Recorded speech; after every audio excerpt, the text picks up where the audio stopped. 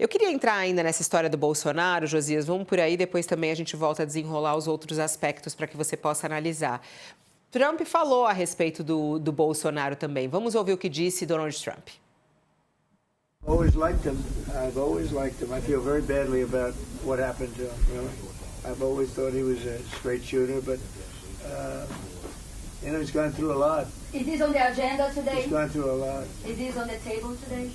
It's none of your business. Precisava falar assim para Raquel, né? A repórter maravilhosa da TV Globo. Não é da sua conta. Ai, ai. Ô, Josias, interessante a frase do Nelson de Sá, dizendo que quem conhece Trump e está acostumado com ele sabe que ele não gosta de perdedores e que Bolsonaro está sendo visto como um grande perdedor. O tema Bolsonaro, como é que você analisa aí no encontro entre eles? É como o Lula disse, já era? O tema Bolsonaro foi um parêntese no encontro, né? Um parêntese, o Trump só falou do Bolsonaro porque foi perguntado.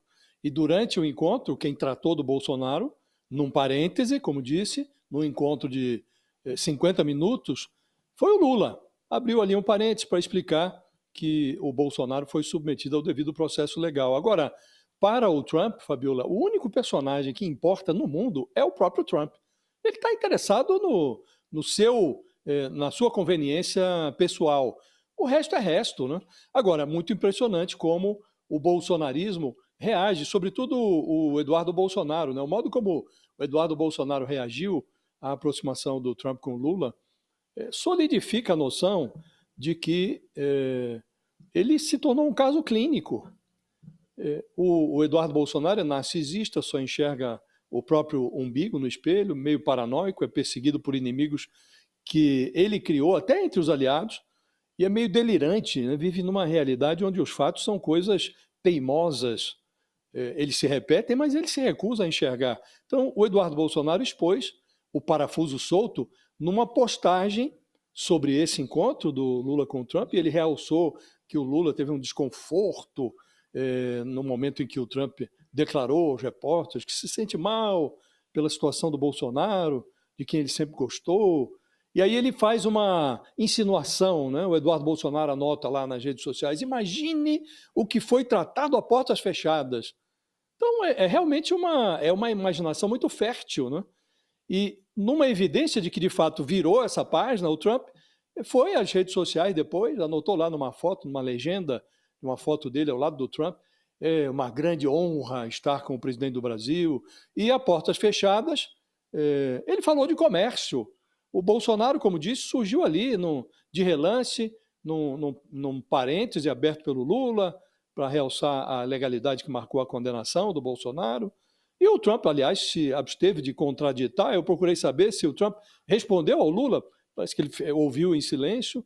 E aí, nessa segunda-feira, o Trump vai às redes sociais, deseja feliz aniversário ao Lula, diz que é um cara muito vigoroso, muito impressionante. Então, realmente, dá a sensação de que ele está tratando o Bolsonaro como parte de um passado que já não convém a ele privilegiar, uma vez que hoje as pesquisas apontam o Lula como um favorito, e ele quer se dar bem com o próximo presidente do Brasil, que tudo indica, se as pesquisas continuarem favorecendo o Lula e se a direita continuar errando como erra, tudo indica que o Lula vai chegar em boas condições a 2026. Né?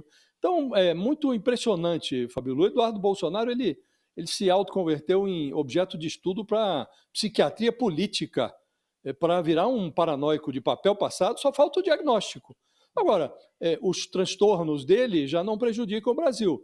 O Eduardo Bolsonaro se esforçou tanto que conseguiu dar um chute no próprio traseiro. Ele agora se volta contra o clã Bolsonaro, contra os seguidores do pai dele, dessa direita troglodita. Então, o comportamento da direita mostra que o Trump virou a página, porque eles estão perdidos, eles estão desnorteados com a evolução da conjuntura, Fabiola.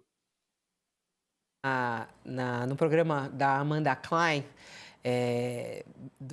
falou justamente com um economista, e que eu achei interessante, né? O Mercado Aberto, agora pela manhã, está na nossa página, já caiu a ficha de Trump, que Bolsonaro não ganharia perdão. Exatamente nesse ponto, né, que o próprio Nelson de Sá disse que Trump não gosta de estar ao lado de perdedores.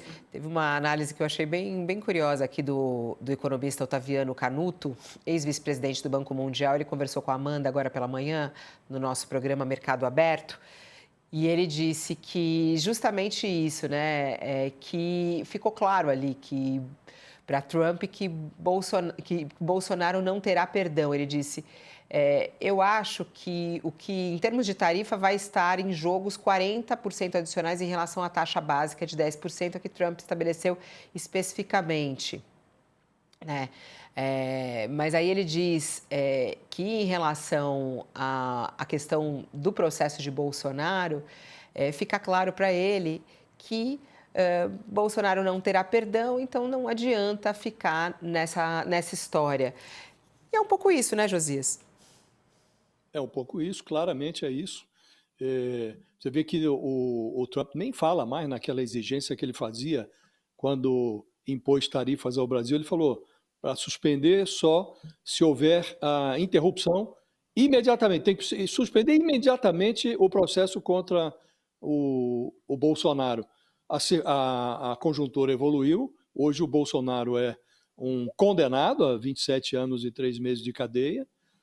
O Trump já fez o aceno que precisava fazer para o Lula, já houve o contato entre o chanceler brasileiro com o chefe do Departamento de Estado americano, houve o telefonema do Lula com o Trump e agora, nesse final de semana, houve o encontro entre os dois. Então, os dois têm interesse em fechar um acordo, Fabiola. Agora falta chegar a definir os termos desse acordo, né? O que certamente será negociado nas próximas semanas. Pode ser bom, pode ser ruim, mas algum acordo há de ocorrer, porque convém ao Brasil, mas também convém aos Estados Unidos, né? E ao Trump, pela movimentação dele, você vê o movimento que ele faz na Argentina, injetando recursos, dólares na economia argentina para favorecer o Javier Milei, o esforço que ele faz na Venezuela para derrubar o Nicolás Maduro e colocar lá um dirigente que lhe seja favorável, que favoreça os negócios dos Estados Unidos com a Venezuela, sobretudo a prospecção de petróleo, né, que interessa muito aos Estados Unidos. E esse tipo de movimento, que é um movimento marcado pelo interesse político e comercial, também está sendo feito pelo Trump no Brasil.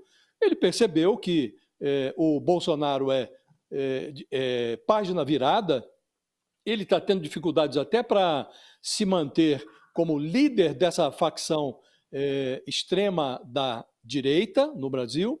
Então ele está cuidando do interesse dele, ele está negociando com alguém que hoje ele considera, ou pelo menos ele já enxergou, que tem potencial para se manter na presidência da República, né?